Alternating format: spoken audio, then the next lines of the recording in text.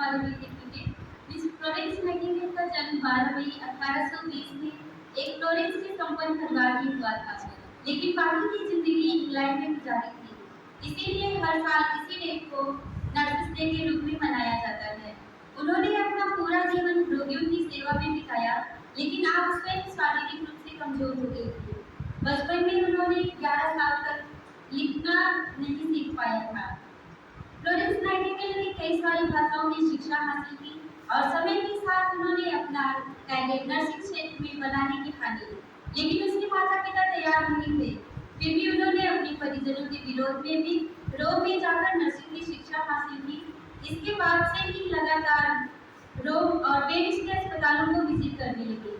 वर्ष 1853 में लंदन जाकर उन्होंने महिला का अस्पताल खोला, जहां पर उन्होंने कई रोगियों की देखभाल की। उनके कैरियर की सही मायने में शुरुआत 1854 में हुई, क्योंकि इस दौरान ब्रिटेन, फ्रांस, तुर्की रूस के खिलाफ युद्ध कर रहे थे, जिन्हें क्रीमिया का युद्ध भी कहा जाता है। इस युद्ध की वजह से बहुत सैनिक घायल हुए, जिससे अस्पताल मरीज व गंदगी से पूरा भर गया। फिर भी वहां की सेना ने महिला नर्सों को नियुक्त करना अच्छा नहीं समझा।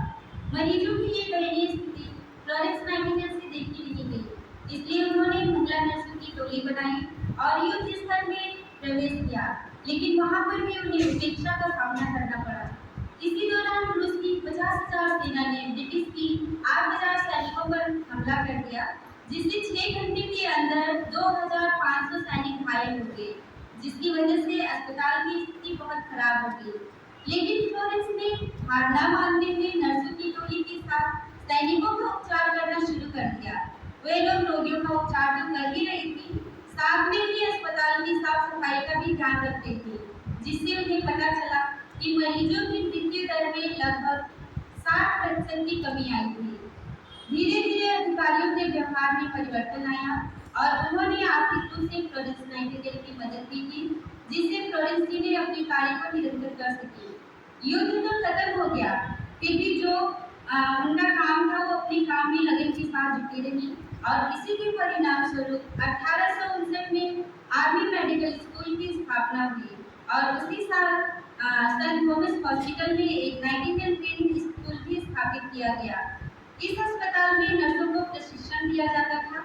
उन्होंने अस्पताल के रखरखाव को ध्यान में रखा, इसलिए उन्हें उनके कामों के लिए रानी विक्टोरिया एल्साल्वर ने उनकी सराहना की। इसी के साथ फ्लोरेंस नाइटिंगेल को लेडी विक्टोरिया का उपनाम भी मिला, क्योंकि वो रात के समय लालटेन लेकर पूरे अस्पताल में घूमती थी, जिससे अगर किसी मरीज को किसी चीज की जरूरत होती थी या मदद चाहिए होती थी, वो उनका मदद करती थी। बहुत बार ऐसा भी हुआ कि मरीजों की जरूरत के अनुसार वो उनकी तरफ से चिट्ठियां लिखकर उनके परिजनों को पहुंचाती थी। उनकी सेवा के दौरान उन्हें और भी बहुत सारे अवार्ड एंड अचीवमेंट्स मिले, जो कि इस प्रकार है। 1907 में ऑर्डर ऑफ मेरिट सम्मान मिला और वो इस सम्मान की पहली महिला थी। 1908 में freedom of the city London की उपाधि मिली। 1913 में फ्रांसिस विलियम फ्रांसिस के द्वारा कैनाल मार्बल में एक स्मारक स्थापित किया गया, जो उनकी यादगार के लिए था। इन्हें एक दूसरा उपनाम भी मिला, जिसको एंजल ऑफ फेमिया बोलते हैं। रोगियों के लिए काम करने वाली फ्लोरेंस नाइटिंगेल के साथ 1861 में एक दुखद घटना हुई, जिससे वो बहुत शारीरिक रूप से कमजोर हो गई और उन्होंने कुछ सालों तक चलने में भी असक्षम रही। और इसी के साथ फ्लोरेंस नाइटिंगेल की मृत्यु 1910 में लंदन में हुई, जब वो अपने घर में सो रही थी। Thank you. इसके साथ मैं 2 लाइन बोलना चाहूँगी जो मैंने खुद से लिखा है। वो इस प्रकार है। करते जब याद फ्लोरेंस नाइटिंगेल की वो कथाएं, सभी के हृदय में सेवा भाव जाग जाता है। करते जब याद फ्लोरेंस नाइटिंगेल की वो कथाएं, सभी के हृदय में सेवा भाव जाग जाता है। लेके बानी सुनी तेरी खोए हुए जहनों में, घायलों सिपाहियों का हाल याद आता है। संत थॉमस के मन उदारता से भर उठे, विक्टोरिया का भी अरमान जाग जाता है। करती जब याद भाग्य चिराग और लालटेन, लेडी विक्टोरिया उनका नाम याद आता है। करते जब यार हाथ में चिरा के औलाद लेने की कल है, पुरका नाम याद आता